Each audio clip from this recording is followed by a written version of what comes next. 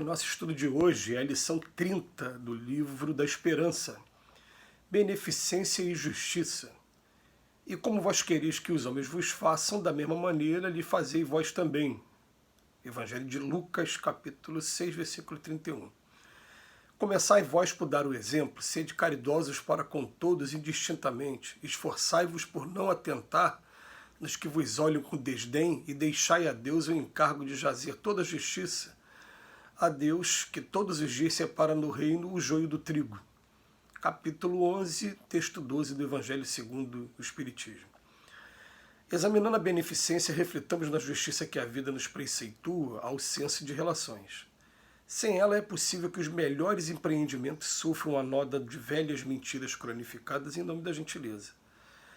Atravessa as escabrosas necessidades materiais e, claro, te alegras ante o auxílio conveniente, mas se a cooperação chega marcada pelo manifesto desprezo dos que te ajudam com displicência como se desfizessem de um peso morto, estarias mais contente se te deixassem a sós. Caíste moralmente, ansiando levantar e rejubilas-te diante do apoio que te surge ao reerguimento. Entretanto, se esse concurso aparece tisnado de violências, qual se representasse um fardo de vergonha para os que te supõem reabilitar, sentirias reconhecimento maior se te desconhecessem a luta.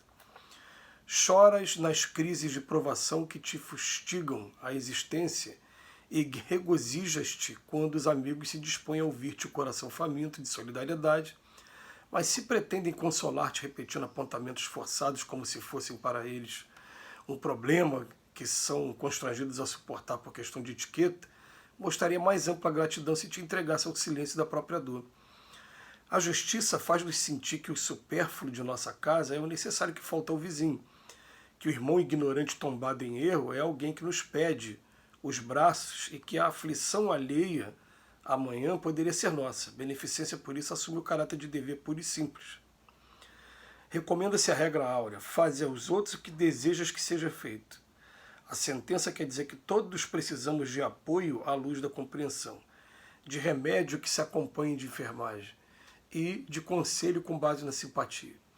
Em suma, todos necessitamos de caridade uns para com os outros, nesse ou naquele ângulo do caminho, mas é forçoso observar que se a beneficência nos traça a obrigação de ajudar, ensina-nos a justiça como se deve fazer. É interessante o texto de hoje, porque eu trabalho com música, né? Eu sou músico já há mais de 25 anos e canto, toco piano.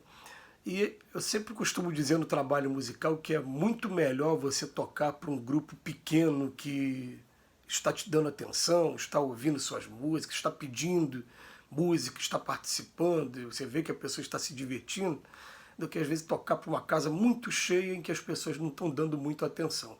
A gente sabe que tem lugares por aí em que a pessoa, o público em geral, né, e não é aquele público de interagir muito, mas você percebe que as pessoas estão acompanhando as músicas, estão tendo ali aquele olhar de aprovação e até mesmo, né, também cantando com algumas músicas junto com a gente.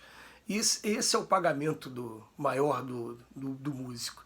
Então, se isso acontece com frequência com a gente no nosso trabalho normal, quando o Emmanuel começa a falar dos trabalhos de caridade, em que hoje você vai encontrar nos sinais de trânsito as pessoas pedindo as suas esmolas e pedindo de maneira forçada, porque ele vem primeiro, né, você vai parar o carro em algum lugar, eu posso tomar conta do carro? Não, mas eu não vou demorar, eu estou vindo aqui só para fazer isso, eu não vou sair daqui do carro.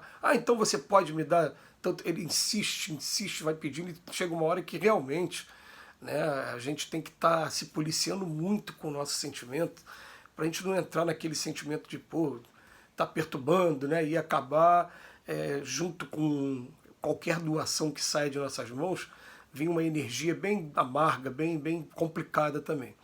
A gente não tem a capacidade aqui na Terra de observar esse campo energético ainda, a olho nu, no nosso cotidiano. Precisa de aparelhos, precisa de ambiente para isso.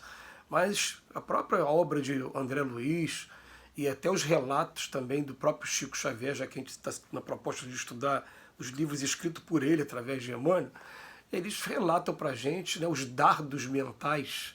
Olha o termo que se usa, dardos mentais. E até a descrição que se dá é aquela coisa negra mesmo, tá invisível para a gente, né, ao olho nu, mas eles descrevem dessa maneira, aquela coisa gelatinosa, negra, que vai sendo atirada na nossa direção e que traz alguns efeitos danosos, sim. Aquela pessoa que você chega perto dela, você sente dor de cabeça, você sente falta de ar, você não se sente bem definitivamente, porque ela está impregnada desses dardos e esses dardos estão pegando a gente, né? Então ele vem falar para a gente que quando a gente estiver pensando em caridade, a gente tem que procurar o tempo todo desenvolver uma coisa chamada empatia, né? Uma vez, num desses estudos nossos aqui, a gente chegou a comentar que a minha filha mais nova, um dia desse, ela veio falar de uma pessoa que a gente não conhecia e a gente ficou preocupada. Falou, mas quem é essa pessoa? Ela chamava pelo nome. E depois nós fomos ver que tem uma igreja presbiteriana muito próxima aqui da nossa casa. Esse senhor era um morador de rua que ficava sentado em frente àquela igreja. Então ela passava pelo senhor, conversava com ele, levava alguma doação para ele e o chamava pelo nome. Aquilo chamou muita atenção nossa, porque a gente que lida com muita gente, a gente tem às vezes dificuldade, né? Muitas vezes dificuldade de guardar os nomes. E ela não, ela estava chamando pelo nome, aquilo é uma atitude de respeito, de carinho, de muita, assim, muita consideração também. E nisso, como em várias outras situações também, porque você vai falar com uma pessoa e às vezes percebe que a pessoa não está te dando aquela atenção que você queria ter, a pessoa não fala olhando nos seus olhos, ou melhor, não te ouve olhando nos seus olhos, continua fazendo alguma coisa, como dando aquela impressão de que nós é que estamos atrapalhando aquela pessoa, né, na tarefa que ela está desempenhando. A gente vai vendo, assim, em alguns casos, o que Emmanuel está querendo dizer, e a gente solidariza muito com as palavras do Emmanuel nos dias de hoje, que quando for fazer qualquer coisa de caridade, a gente tem que botar isso na cabeça para a pessoa. Às vezes seria muito melhor que ele ficasse a só do que ele receber uma ajuda dessa, de qualquer maneira, né? Ou seja, tem um amigo também que ele sofreu um acidente de moto e quando ele estava para ser socorrido, ele falou que ele preferiu muito mais uma senhora que chegou perto, com todo carinho, que fez uma oração, que segurou na sua mão e ficou do lado dele, do que até mesmo o atendimento dos profissionais que vieram socorrê-lo, como se fosse uma obrigação, um peso, uma coisa a mais.